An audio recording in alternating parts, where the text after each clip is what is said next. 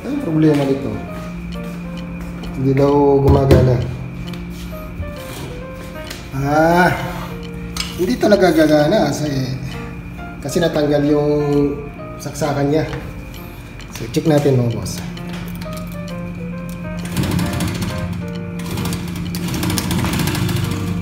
Ang problema to.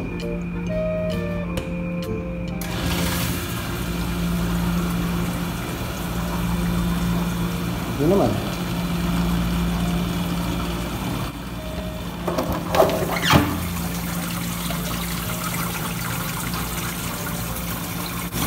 Alam ko na mga boss. Nakikita nyo to? Ayan o.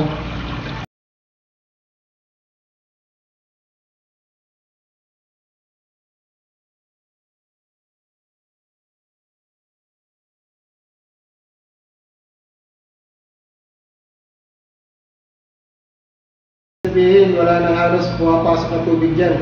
So, papalitan natin mga boss. Tayo muna natin to. Tapos linisin na rin natin yung filter nito sa loob.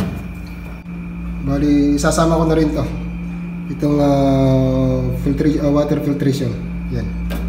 Para mapalitan itong mga ano niya, mga filter niya. Kasi sigurado brown na yan. Ayun o. Grabe yung dumi nito. So, ayan, linisin muna natin mga boss.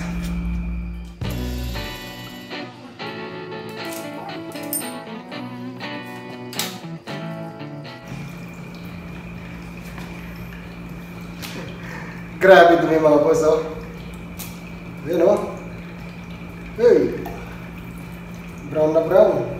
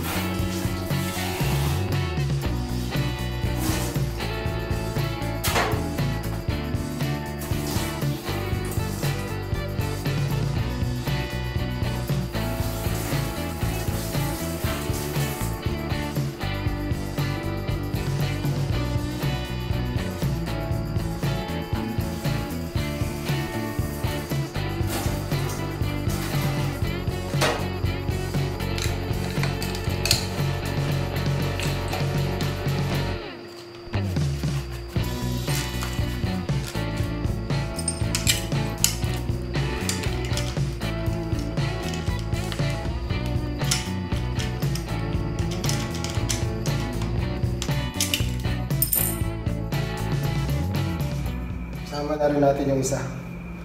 Parang minsanan na.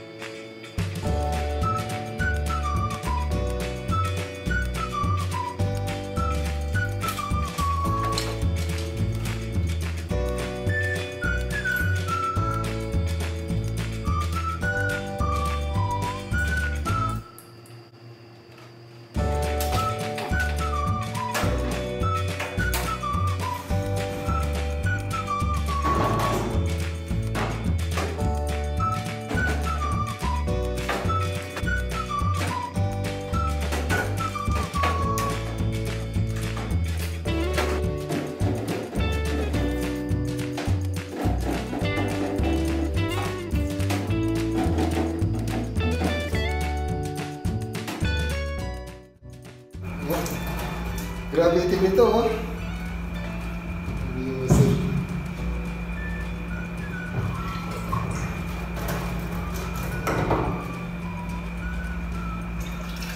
Brown na rin ang kulay, oh.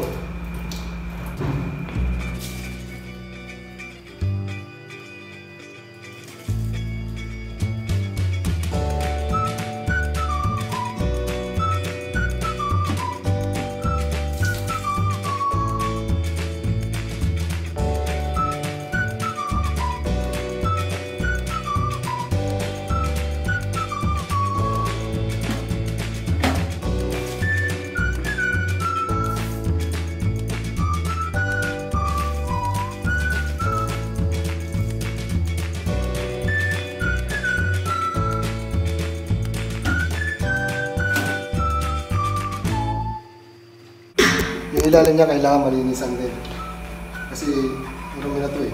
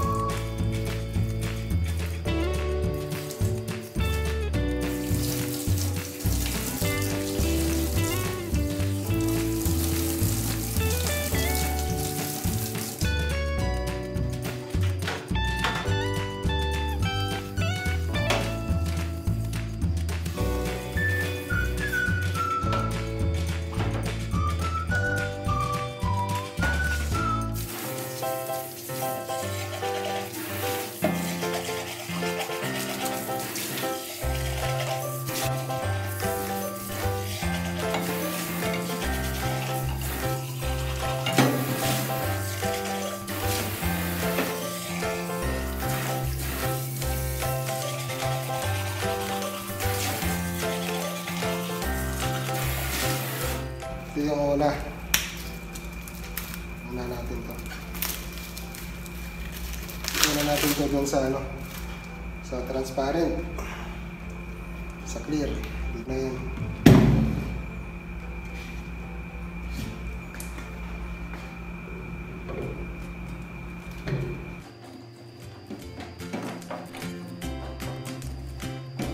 Tapos sunod naman ito mga boss.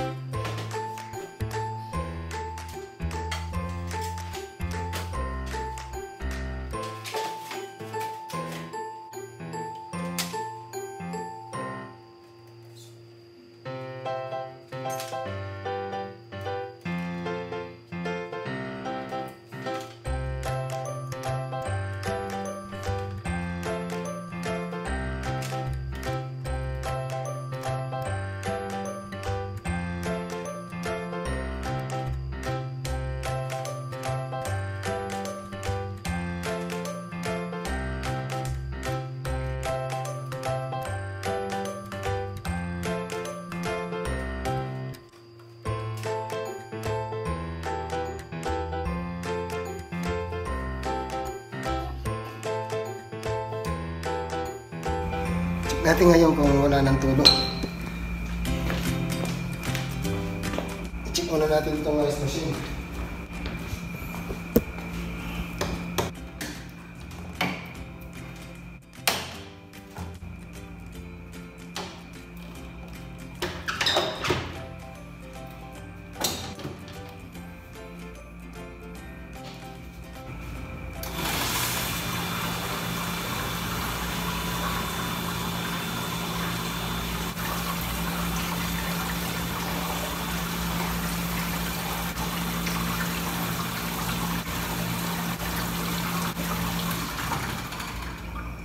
Sira mga boss, bali nasira yung fan niya. Tanggal yung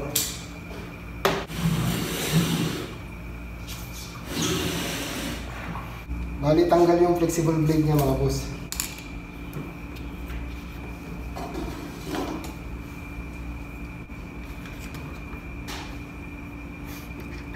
Ay mga boss, tanggal oh. Kaya pala ano, madali siyang uminit.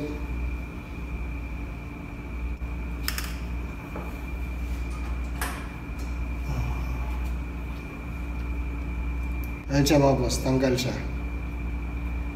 So, ito lang naman. Linisin ko lang tapos ibabalik ko na. Sana ito lang yung naging problema niya. Sige mga boss. Pero, ilagay ko na. Ano na, ipit ka na lang. Sana okay na. Testing natin.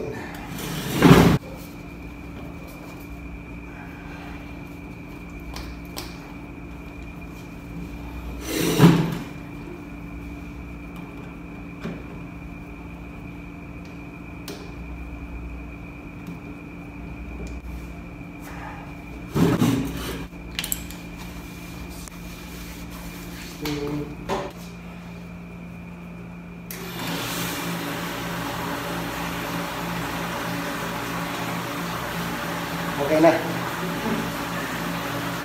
Masikip yung ano, ganito lang yung space oh. Halos kasya lang yung kamay ko. Hindi ko siya ginamitan ng screwdriver. Kasi ganito lang yung space eh, wala akong maliit na screw eh.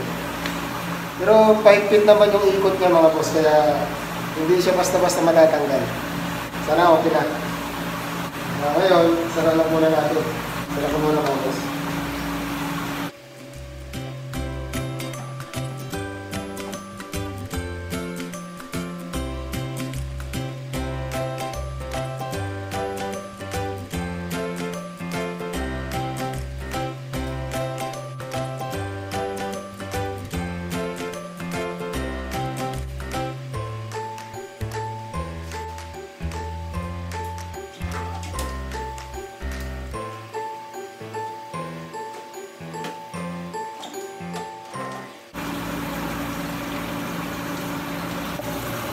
Sana okay na yung malabig niya.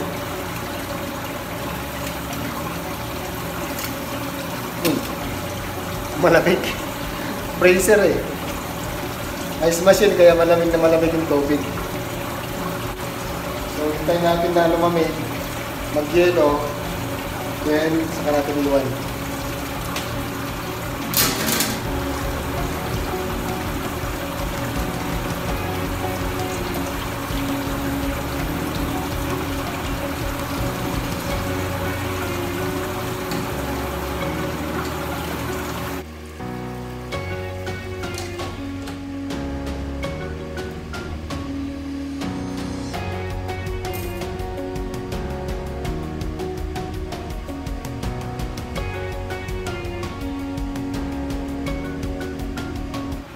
Bisa mo mag-yelo. Pag hindi ka nag-yelo, tatabunan kitang yelo dun sa freezer. Yung brand pala nito mga boss, Prima. Ayan o. Itong ice machine na to, inabutan ko na ito. Inabutan ko na dito sa Saudi. 18 years na ito dito. 2 beses na itong na-repair. Yung una, palit ako ng water pump kasi nag-overheat siya. Nawala ng tubig dito. Tapos umandar pa rin yung umandar pa rin yung water pump niya. So nasira. So pinalitan ko yung water pump. After 15 years, ngayon lang siya ulit na nagka-problema. Bali, fan blade lang yung natanggal. Kaya siguro nag-overheat. Dahil umiinit yung motor fan niya, gawa ng walang motor fan. Obserban natin ngayon, baka mayroon pang ibang problema. Sana wala naman. Orasan natin mga boss. Naka 3 minutes na. Hintayin na lang natin ito. Ganda itong klase mga boss na ice maker. Kasi within Italy ito. So mayroon pang 5 minutes mga boss. Automatic na yan. Sana buo na yung ice.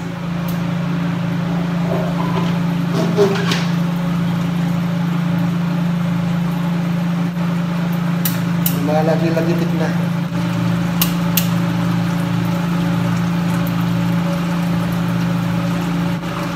Ayan na mga boss. Nagre-release na siya ng tubig. Ayan na. Lalabas na yung yelo dito mga boss. Ayan na. Lalabas na yung yelo. Bali nagre-release na siya ng panibagong tubig. i-defrost niya yung ano, nabuhong yelo para bumagsak na siya dito. 1-0. Ngayon ang yelo. 2-0. Yan mga boss, oh. Ito yung nabuhong yelo. So, kulang pa siya kasi unang ano eh. Unang buo na to. Sa susunod mga boss, buo na yan. Buo na yan.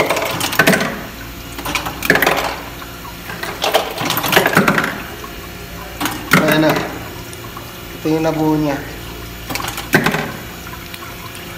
Kulang siya ng adjustment.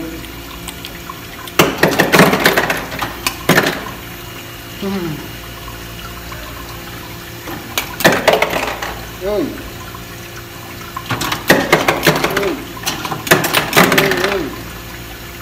Kakalaglagan na oy.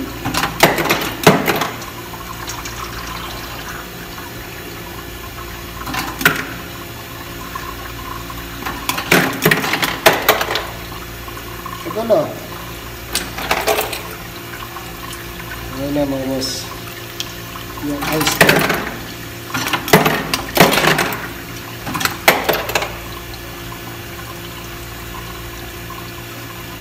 So ayan mga boss. Ito yung nabuo niya ngayon, oh. Mayroon pa naman dun sa loob. Unang ano niya to, unang yelo niya ngayon. Pagka-repair ko. So siguro, magpalipas tayo ulit ng mga 10 minutes. Then, balikan natin. O, yun. Success na naman yung operation natin.